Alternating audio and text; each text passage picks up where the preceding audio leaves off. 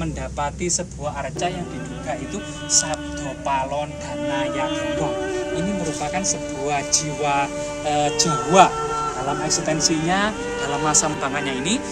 Jawa di bawah, Arab digarap, Barat diruat. Nah, ini hal-hal yang tentu positif ya. Relief ya, yang ini terlihat, kemudian kepalanya, ini tubuhnya, ini kakinya. Nah, ini sawah dan kuda kelihatannya. Ini relief kuda. Ya. Kok nek mandhap kok wonten bangunan kaya kuno niki namine napa? Padu dengkeng niki damel niki pundhene tiku yang telaket niki nomor piro iki? Batu kandang. Enten. Niki Mbah Sitinggil, enten. Kilen niku krapyak. Nggih, sing niki mawon. Napa niki sejarah? Batu dengkeng. Gelek enten rumah-rumah niku jadi sugeng tiang bingen niku ya mboten semerep nganu bingen nggih Pacitan nggih dibuat keburen nggih tapi gede teng pundi mantu dewan jajaran mriku nggih monggo nggih sampun ah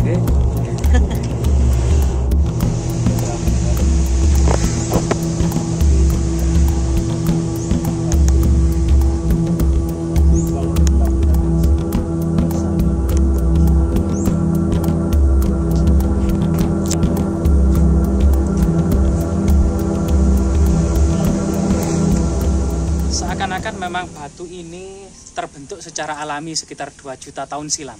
Namun dari 2 juta tahun silam terbentuknya batu ini sampai era ini ada rentang waktu yang panjang, sehingga dimungkinkan di atas batu alam ini ada jejak-jejak peradaban yang sangat istimewa.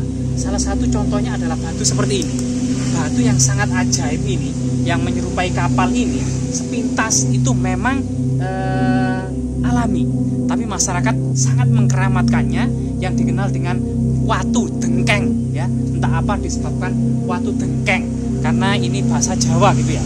Nah, di tanda-tanda peradaban kuno adalah sebuah lumpang batu dalam keadaan miring dan dalam sebuah cekungan yang tidak terlalu besar.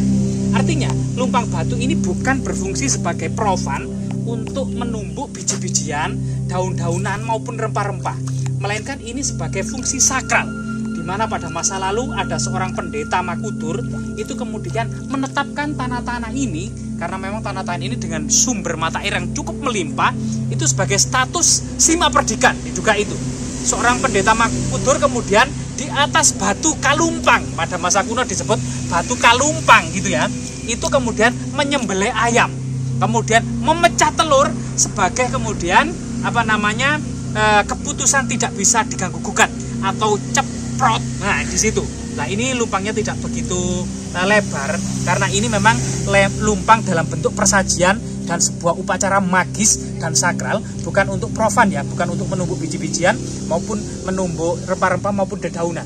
Nah, di sini selain kemudian batu lumpang, ini juga ada batu yang menurut penuturan warga tadi itu namanya batu dengkeng ya, semacam menhir ya. Kita coba keliling, rahayu, mungkin ada sesuatu inskripsi yang tersembunyi atau jejak prasasti.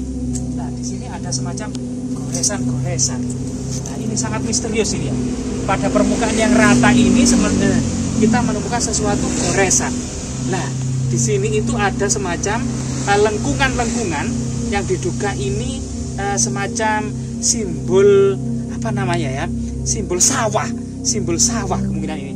Lah, di sini jelas kita mendapat itu. Kemudian di sekitarnya tentu ada hal-hal yang menjadi indikasi bahwasanya masyarakat ini masih melestarikan. Selain beberapa cungkup yang dengan ukiran-ukiran yang sangat indah, juga ada arca Sabdo Palon dan Naya Genggong. Ini merupakan sebuah kisah ya. Sabdo Palon dan Naya Genggong muncul pada masa peralihan seiring dengan kemudian berkembangnya agama Islam serta kemudian mulai memudarnya agama Hindu dan Buddha. Mari kita lihat. Rahayu. Jadi kita kelihatannya ini di set untuk buat kolam, cuman malahan saat ini tidak difungsinya kayaknya ya gitu ya. Kolam lambang sebagai Nusantara yang kemudian dikelilingi lautan ya, karena negara yang terdiri dari pulau-pulau itu hanya Nusantara yang cukup subur juga lah. Di sini rahayu, rahayu, rahayu.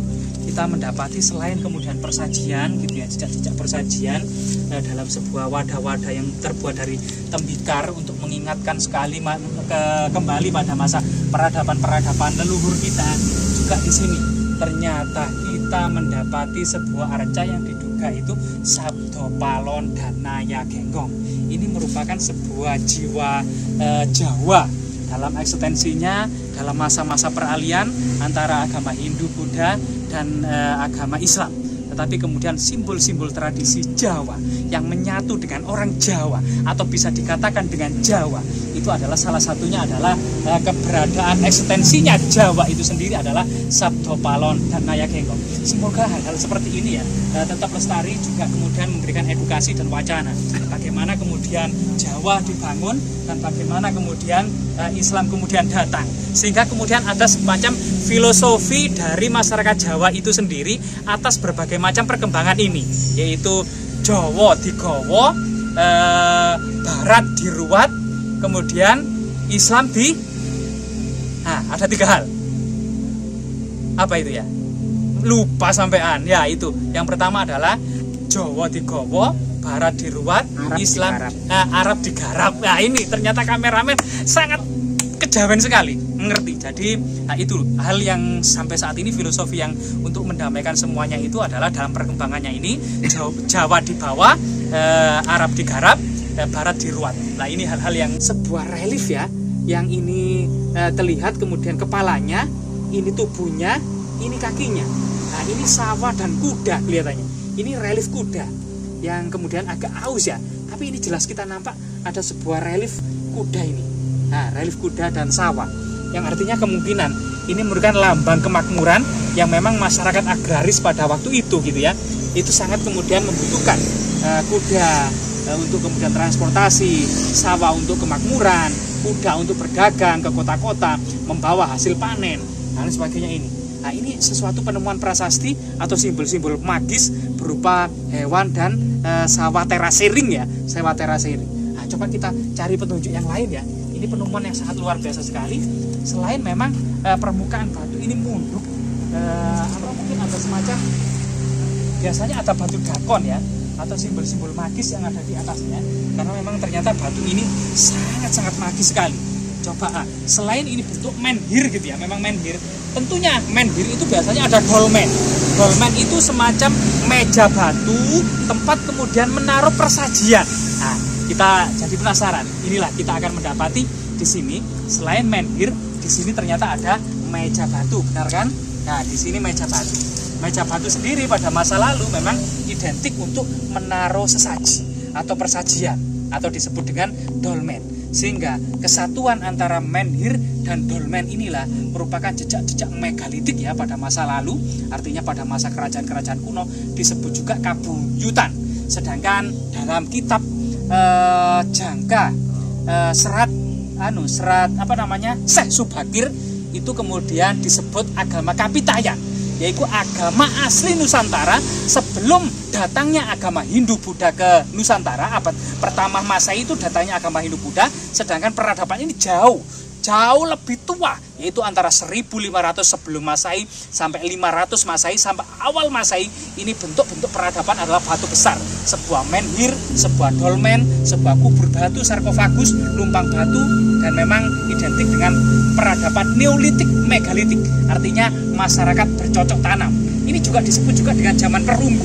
Nah ini alat-alat yang menggunakan perunggu. Sedangkan kemudian kita coba selain pohon beringin yang waktu itu pohon beringin ya, yang juga merupakan dipuja sebagai tempat bersemayamnya arwah-arwah leluhur gitu ya. Dalam kajiannya menhir pada masa prasejarah berfungsi adalah 3 hal. Yang pertama adalah coba kita lihat ya.